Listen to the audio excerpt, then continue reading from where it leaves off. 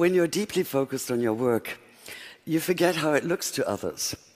Unless, like me, you're an agnostic Jew. What you're deeply focused on is Islam, and you've just finished writing a biography of Muhammad. And your audience might be just a little bit nervous. This photo was taken this past summer at the Sheikh Zayed Grand Mosque in Abu Dhabi, and yes, that's me in the middle. I never imagined myself in an abaya, but it was required for entrance, so I reminded myself that clothes do not make the woman, and took a deep breath. There was no bolt from the blue. In fact, it felt almost elegant. And since the mosque is very beautiful, I posted the photo online, only to find that some of the reactions were kind of puzzling. There were Muslims saying basically, "Yay, you've become a Muslim." And then there were Jews saying basically, "Oi, you've become a Muslim." This seemed a rather large conclusion to draw from a snapshot. So the photo evidently invites interpretation, and the question is why? What were the underlying assumptions here? If I were to put this on right now, for instance, is this an act of honor, or is it one of disrespect? Is it a gesture of sympathy? Or is it merely presumptuous? Or does it make no difference what I say at this moment, because all you can focus on is the fact that I'm wearing an Islamic headscarf? In which case, why is it so distracting? How this is seen has little to do with me. It's a function of your preconceptions and expectations, and of the agenda that you then attribute to me. And that's a loaded word, agenda. It implies ulterior motives. In which case, let's look at my motives. To the question of how come I decided to write about Muhammad, my immediate answer is, how not? We're talking about one of the most influential figures of all time. A man who radically changed his world and is still changing ours. So how can so many of us know so little about him? How come just the idea of writing about him seems to be fraught with tension? Welcome to my territory, the vast and volatile arena in which politics and religion intersect. Consider the renewed atmosphere of distrust and bitterness this past summer, for instance, when a noxious little YouTube video caricaturing Muhammad sparked protests leading to dozens of deaths. There were any number of agendas involved here, none of them good. That of the small-minded bigots who made the video in the first place, small-minded bigots being a redundant phrase, if ever there was one. Of the Saudi-financed TV station in Cairo that picked it up and made a big show of it, thus ensuring that while maybe 30 people had seen it before, now millions would. Of the once reputable news magazine, trying to revive its fading readership by implying that all Muslims worldwide were rioting in the streets, as opposed to a few hundred extremists and often just a few dozen.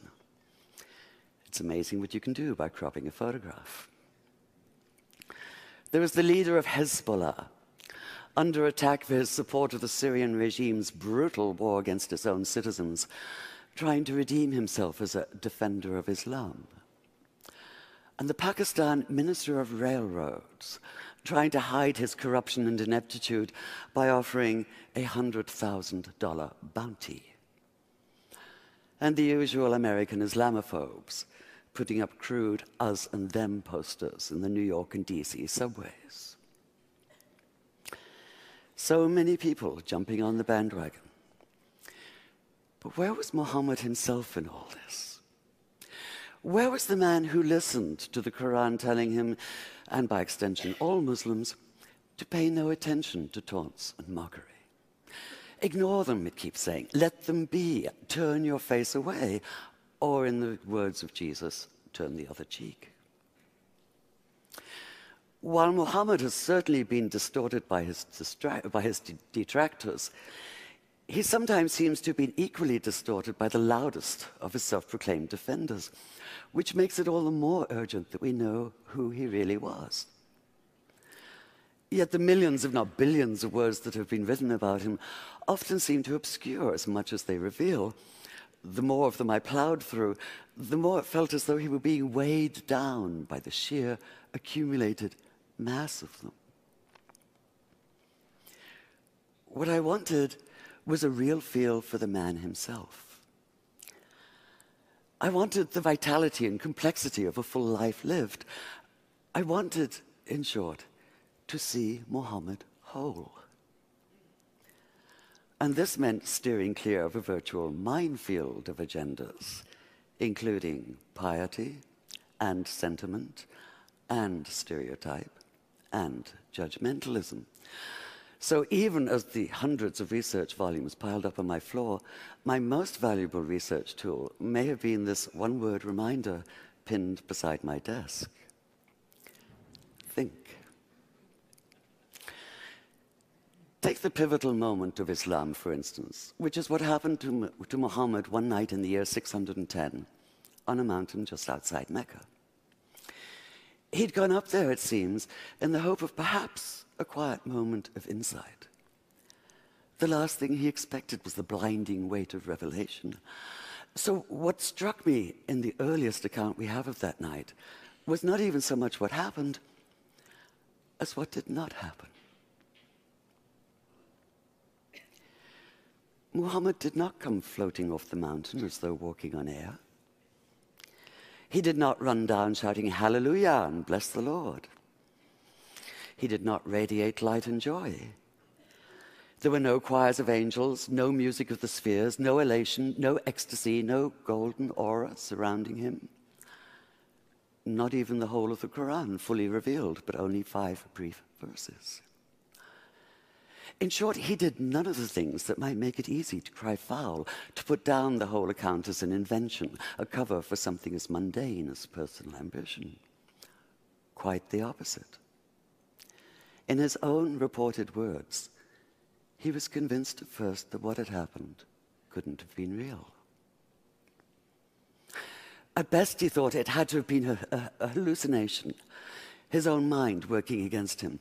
At worst, possession, and he'd been seized by an evil jinn, a spirit out to deceive him, even crush the life out of him.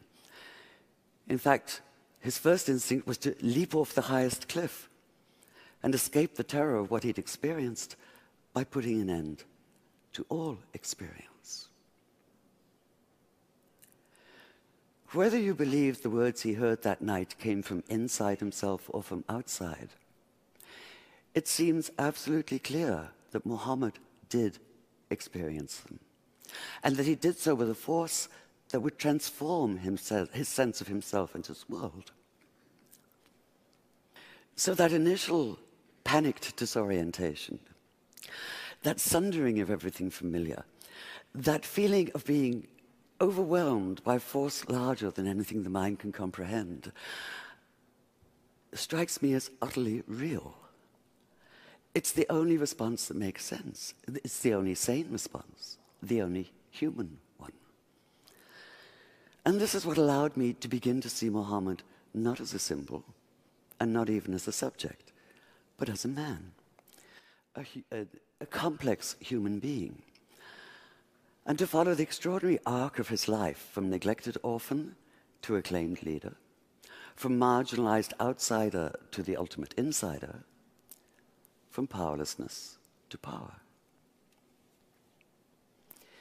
One thing I knew from the beginning, however, if I was to do justice to this remarkable story, if I was to bring it alive on the page, it had to be written in good faith. Now, I do realize there may be a certain irony in an agnostic standing here talking about good faith, but there's been so much bad faith in every sense of the term. And we have to get beyond it. All of us. Whether we're secular or religious, theist or atheist or anywhere in between, we are all impacted by the words and actions of extremists. What happens in one tiny corner of the world now reverberates globally. But whether we live in Tehran or in Tel Aviv, in New York or in New Delhi, we do have a choice. We can refuse. Refuse, that is, to allow ourselves to be led by anger and suspicion. Refuse to allow ourselves to be manipulated by extremists of all stripes.